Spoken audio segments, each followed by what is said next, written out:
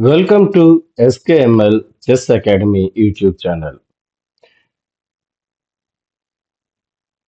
SKML Chess Academy YouTube channel is thankful to Board Lords Academy and its founder members Prashad Prasad Garu and also Lalita Madam from Board Lords Academy who have tremendously encouraged our channel. So we are thankful and grateful to them. With that, in this video, we are going to start the endgame theory. Here, there is one interesting aspect about endgames. After you learn how to arrange a board and you know how to move chessmen on the chessboard, next step is you should start with endgames. But immediately we start playing a game. What happens is playing a game is not a crime, but when you start playing a game, then you will be falling in the habit of losing and winning. And we will stop studying the chess. We will stop understanding the chess. Only when you see that you are no more winning the chess games with your knowledge, then only you are going for the studying of the chess. But here I suggest all the beginners to, after you learn this, how to move the pieces, you start learning the end game. In China, in the academies, they teach end games first. Because what happens in end game is you have a very less pieces are there. So you know the advantage and disadvantages of each move, each piece. Then each move is carefully you can analyze. Otherwise, what happens when you learn the how to move coins, then you start playing the game, you don't know anything, then you just push the pawn. So that can be avoided, and so that's why I'm emphasizing more on end games. The better you are at end game, the winning chances, your elo rating increment will depend on the your end game knowledge and how will you handle the end game. In end game, you will also learn the calculation because less pieces are there, so that you can easily calculation is nothing but which move to select, and for each move what is the opponent's reply.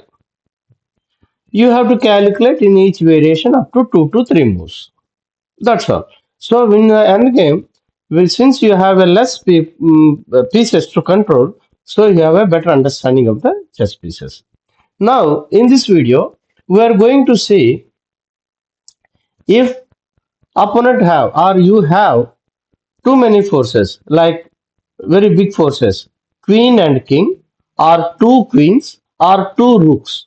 How to deliver a checkmate by using the method which is known as the staircase.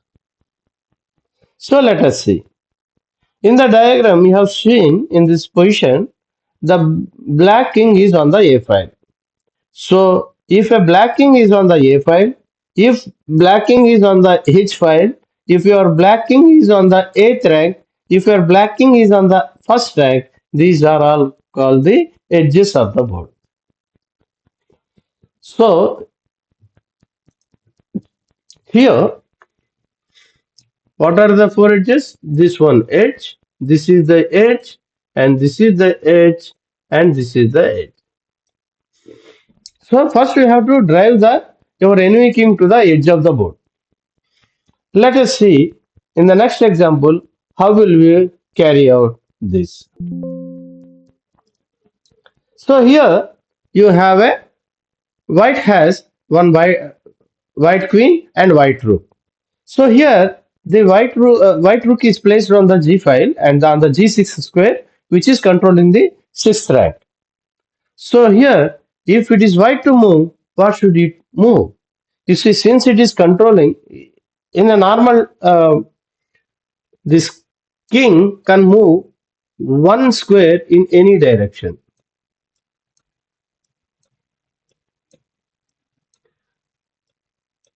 But these three are not available to black king because of the rook is controlling them. So now what should white do? White should not move rook, he should move queen to f7. So what happened? Now out of 8 squares, now 6 squares are taken away by white queen and white rook. So he has only chance to move to the edge of the board. He cannot escape. Then now, since queen is controlling this 7th rank, don't move the queen and move the rook to 8th rank and deliver the checkmate. So this method is known as staircase method. Now let us see in the next example. In the next example, there are two white queens. How to deliver a checkmate? You see, you can deliver a checkmate either by controlling the ranks like this. You control these ranks to deliver to drive the enemy king to the edge of the board and deliver the checkmate. And otherwise, you control these files and drive the king to edge of the board and deliver a checkmate. When you are controlling the ranks, the black king has to move to the 8th rank, or when you are controlling the files, enemy king has to move the h rank. Now let us see. Here, since both queens are on the first rank, now move one of the queen to 4th rank and control the 4th rank. Now king has only 2 squares to move either here or here, because it is also queen is also controlling the diagonals. So he cannot come here, he cannot come here, he cannot come here, he cannot come here, he cannot come here, he cannot come here. So only 2 squares left. So it has to move either here or this way. Let us see what happens if it is moves here. Then what you should do? Don't deliver check. You are controlling this. B4 queen is controlling the 4th rank. So move the A1 queen to A5 to have the control on the 5th rank. Now here he can either be on the same rank, or here he can move to the back rank. So let us see what happens if it moves on the same rank. Now you deliver the check, because since he cannot come to the 5th rank, you can deliver the check on the 6th rank. Now it has to move to backward. Now you deliver the check on the 7th, A7. Then when it moves here, then you can B8 is the checkmate is delivered.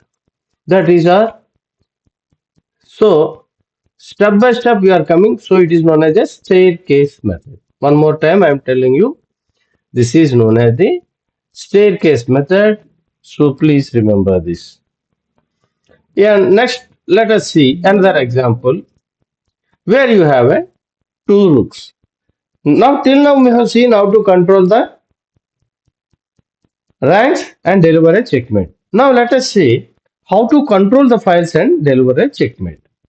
Now here, since the F file is controlled, now move your one of the rooks to E file and deliver a check. Then if black king moves to D3, you cannot give the check on the D2 square. So here I suggest you to move to the rear of the board. So don't move this rook till now.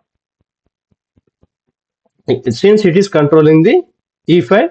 So the idea why we move to f f2 rook to f8 is we will slide this rook on this last rank and to have control on the files. If it tries to attack this even rook, this also move it so that it cannot attack more anymore, because if you try to attack the uh, rook, he has to cross so many squares. So now it has no choice. So either it can move only on the second rank or it can move up and down also. But if it tries to come in the same file d3, then you know the drill. Since it is controlling, this rook is controlling this file, then move this rook to deliver a check. So he cannot come to the e file. Idea is to restrict the movement of the king. So if he moves here, now don't move this rook. This rook is already controlling the d file. Now you move this rook to here. Now let us see. If it moves here, then you control the by like this. If it tries to control this here, then you come back. See, we cannot give check here, but you don't want to give the check with this because since it is controlling the b file, the move the c7 rook to c1. Now, if he tries to attack this rook, no problem. Now here you just move this to b1. Also, you can move this also here. So anyway, now we are going to deliver a checkmate. So move this rook to b2. Now wherever it goes, you can deliver a checkmate. That's all in this video. Thanking you all the subscribers and viewers one more time, and Board Academy. Now in the next video, we will see if you have a tremendous force like king and two rooks and queen with two queens and king and queen and rook games in another method that is known as a box method. We will discuss that box method in the next video. Till then, goodbye. Take care.